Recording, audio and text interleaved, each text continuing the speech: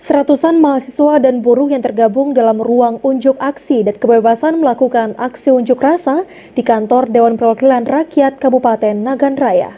Dalam aksinya, mahasiswa menolak Undang-Undang Cipta Kerja yang baru disahkan oleh DPR karena dinilai merugikan para buruh.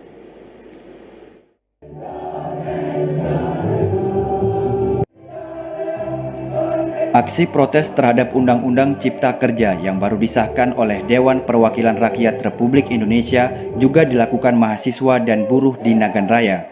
Aksi dilakukan di gedung DPRK Nagan Raya. Dalam aksi mereka menuntut DPRK mendukung para mahasiswa dan buruh untuk menolak Undang-Undang Cipta Kerja karena dinilai merugikan para buruh.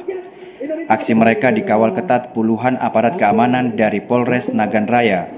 Koordinator aksi mengatakan aksi mereka sebagai bentuk protes terhadap disahkan Undang-Undang Cipta Kerja yang beberapa poinnya dinilai merugikan para pekerja atau buruh. Kedatangan mahasiswa disambut ketua dan sejumlah anggota DPRK setempat.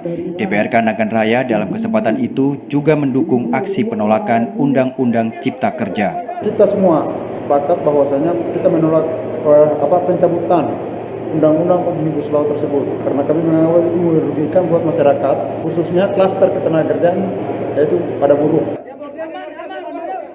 Aksi berlangsung dengan lancar dan damai, meski sempat terjadi insiden pembakaran ban dan atribut aksi yang diakhiri dengan kesepakatan bersama antara mahasiswa dan buruh serta DPRK.